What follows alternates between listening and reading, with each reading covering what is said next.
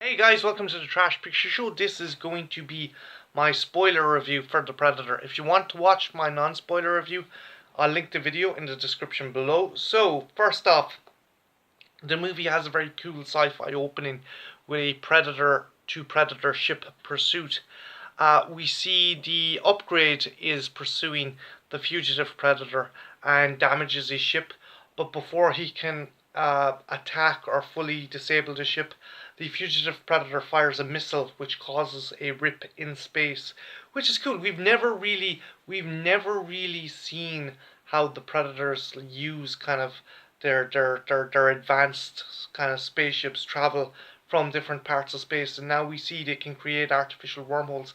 This opening sequence was very reminiscent of Dark Horse Comics Predator Bad Blood comic, where you have the Bad Blood being chased by the Enforcer and it crashes on Earth. So whether they took nods, because I do know that the movies did take nods from the comic books, such as the Predator Concrete Jungle comic influenced a lot in Predator 2. So the fugitive Predator ship is disabled and it ends up crash landing on Earth in Mexico. At the same time, Quinn McKenna, who is a Army Ranger sniper, is on a mission to assassinate a drug warlord. He does this, but he also ends up getting caught in the crash site of the fugitive Predator, and both end up battling each other. The fugitive Predator is incapacitated. I do like the reveal. There's a cool reveal of that Predator who's cloaked, but one of Quinn's men has been hung upside down by the Predator, and his torso is blasted in half, so all the blood and gore land on the cloaked Predator. McKenna escapes and takes a bunch of the technology. He knows he's going to be kind of screwed over by the government, so he mails it back to a P.O. box number. However, he didn't fully pay his P.O. box number, so it ends up getting sent to his home address and to his family. His son, Rory, played awesomely by Jacob Tremblay, is an autistic child who opens up the technology. It's Halloween and he wants to dress up, and he ends up taking out the Predator mask and gauntlet and kind of messing around with that. It's cool. I do like it. I do like the element of this little kid, this autistic kid, who's running around with incredibly dangerous technology and doesn't realize it. There's a fantastic scene with a bunch of bullies and one really dickhead guy who gets his comeuppance. We're also introduced to Casey Brackett. She is an evolutionary biologist and scientist who is brought to the Stargazer base, which is a kind of clandestine government organization run by Sterling K. Brown, and they use predator technology and they've been researching and tracking predators. The reason they brought Casey Brackett in is because it appears that the predator has human DNA in it. They've captured the predator who was injured in New Mexico and brought him back to Stargazer base. And Casey says, look, there's some of the tech that you recovered, some of it's missing. In the photos you showed me, he's a gauntlet and he's a breathing mask. Where are these? So we end up going back to Quinn McKenna, who's been interrogated by a government spook and is basically going to be ushered off and uses a patsy for the death of his men. So he's ushered off onto a bus filled with the loonies who are psychiatric vets who are suffering from PTSD. You have Nebraska Williams, played awesomely by Trevante Rhodes. You have Keegan Michael Keyes playing Coyle. You've Baxley, played awesomely by Thomas Jane. Baxley is brilliant. He's this poor dude who suffers from Tourette's. You've Lynch, who's played by Alfie Allen, and you've Nettles. I can't pronounce the name of the actor who plays Nettles. I'm afraid of insulting the poor chap. But they're all characters, and from the get-go, they're really, really likable. So, on Casey's request, the bus is diverted towards Stargazer base, and while this is going on, the fugitive escapes. He seems to snap out of a kind of coma or unconsciousness because Rory has activated a beacon which allows the upgrade predator to find where the fugitive has arrived. The breakout scene between the fugitive predator and the soldiers and military personnel at Stargazer base is amazing. It's the highlight for me. He wakes up, and keep in mind, his armor has been stripped, his weapons have been stripped, but we get a vicious, brutal fucking beatdown by this fucking massively resilient and strong predator who just fucking pastes everyone in the base. He uses scalpels. He even uses a fucking machine gun to kill some of the guards. And as as as we saw when Olivia Mumm's character was being introduced, there's like rows upon rows of artifacts, and he ends up salvaging some prior Predator technology. There is actually stuff from the older movies. We see the City Hunter spear. I think we see Lex's spear, and we see the original Predator mask. We also were introduced in that scene to Sean Keyes, Peter Keyes' son, played by Gary Busey's son, Jake Busey. So that was a pretty cool kind of cameo. It's more of a blink and you miss it thing. He's not really an integral part. So the fugitive escapes as the loony bus is being brought in. The loonies see the predator escape, and Boyd Halbrook's character, Quinn McKenna, begs them to help him. So they do. They end up taking over the bus and going after the predator. In a funny kind of set of circumstances, they end up joining forces with Casey Brackett and tell her, "Look, we're the good guys. You need us to help us kind of catch and destroy this thing."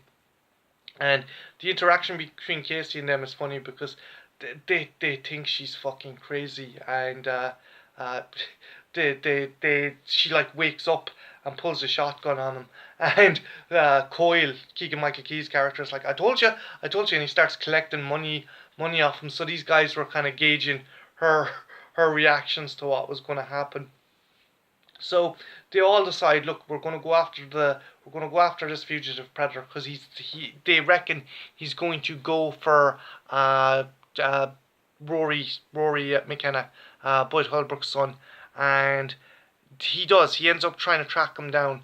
They get to Rory in time, but the fugitive decides to chase after them, and they end up in a school. And when it looks like that Boyd Halbrook's character is going to be killed by the fugitive predator, the upgrade turns up, and Jesus fucking Christ, this thing is mental. It destroys the fucking fugitive predator. I mean, first off, I love the fact it speaks Yacha, it speaks Hish. There's this bit where it has the predator language, and then it translates into English, and it's asking, where is the device? So obviously this fugitive had stolen something from the upgrade predators, or the Predator Council, and it's just a fucking major beatdown. His wrist blades crack off the fucking upgrade's skin, and the upgrade just wails on him till he is fucking pasted. It's a fucking brutal beatdown. Casey Brackett is wondering what the hell is going on. Why did this big predator kill the little one? Are they hunting each other now? But as the plot reveals, the upgrade predator, is an assassin and an enforcer for some other unseen predator race. So the good guys escape, and they hide out at a kind of a farm. I think it's McKenna's family farm in his RV, and they're discussing what to do. They also ended up befriending one of the predator hounds. The upgrade brought predator hounds, and one of them becomes brain dead thanks to Nebraska Williams. There's also a bit of a kind of a referential joke, the fact Nebraska shot himself in the head and couldn't kill himself, and he shot the predator dog in the head and couldn't kill it. So they end up making a very kind of vague plan on how to sort out the situation. However, Sterling K. Brown's Will Traeger turns up and captures, I think, Rory, Nebraska, Casey, and Quinn, and he's interrogating them. Luckily enough, they do manage to escape. However, Traeger kidnaps Rory and uses him to open up the ship they have located. Quinn decides to formulate a plan to try and rescue Rory. As a result, he uses some of the devices he took from the Predator, which allows him to cloak and go into the ship and get Will Traeger to give Rory back. This doesn't work. There's actually This is a kind of criticism that plays with it later on. I'll get to that, but he tries to hold Will Traeger hostage, and Traeger goes, "Look, okay, if he shoots me, shoot the little kid in the legs." And I'm like, whoa, that's one horrible piece of shit fucking dude. So the things are about to escalate, and then the upgrade turns up and fucking kills poor Lynch, and then starts fucking making shit of all Traeger's men. It even has a kind of harpoon wrist blade which shoots into a guy, and it goes across it goes across the yard, and the wire ends up decapitating a bunch of guys in a jeep. So it's like, woo, it's fair fucking vicious. It's kind of a very visceral battle between the upgrade and the soldiers, and the soldiers don't stand a fucking chance. They're just fucking lunch meat for this upgrade Predator. The upgrade goes into the ship, blows it up, and then says it wants to fight the warrior McKenna. So as this is where the movie kind of goes down for me. The last third, McKenna teams up with Traeger. I could not see someone who threatened to shoot the legs off my child as an ally. They decide to go into the forest and try and lure the upgrade into a trap, and this does not go well. First off, Traeger tries to use a plasma caster, but doesn't realise the helmet is also a way of determining where not to shoot, and ends up blowing his own fucking head off. Poor Coyle and Baxley end up getting mortally wounded by the upgrade and end up killing each other. And the upgrade gets Rory and takes it back to the ship because it wants to use Rory's spinal fluid. As Casey explains, autism is not a condition. A lot of people reckon autism isn't a condition, but an actual next step in human evolution. And it feels that that Rory is smart enough and would be a worthy addition to the Predator DNA. They've been upgrading, and they end up taking Rory. So the last bunch of guys is Nettles, Nebraska, and Quinn. The three of them jump on the ship, and the shielding is activated. Poor Nettles has his legs removed, and Quinn is trapped under the shield. So as the ship's taking off, you have Nebraska on the top, and he's going to die because the altitude is so high. The ship is taking up out of the atmosphere, so he decides to sacrifice himself and jump into one of the engine coils on the ship, which essentially brings it down. There's a battle between the upgrade and Quinn. The Rory helps by the Predator falls backwards next to the ship, and Rory reactivates the shield, which ends up severing the arm, and then McKenna uses a projectile part of the wrist blade to kill the upgrade. And at this point, I was like, the movie felt like whoever was making it wanted to end quickly. I reckon that this felt very unlike what I watched the first kind of half of the movie, even more than half of the movie. This felt like a very different thing. The visual effects when the ship was taking off was woeful as well, especially the guys on the ship. You could see the sky behind them, and the blue screen was awful.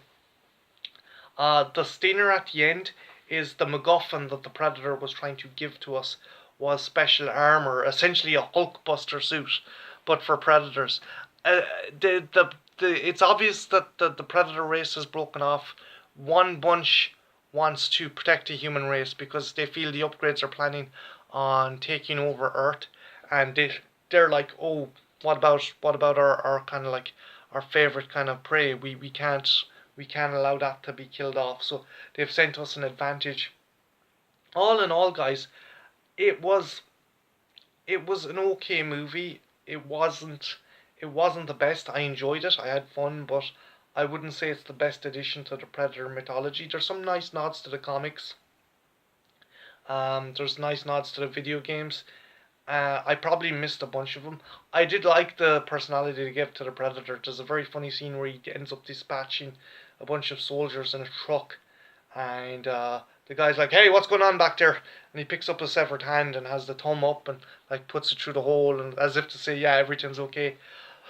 But tonally, it was all over the place, and I definitely think that Shane Black had the reins pulled out of his hands at the 11th hour, and the movie suffered as a result. I think you maybe should hold off for a DVD or Blu-ray release.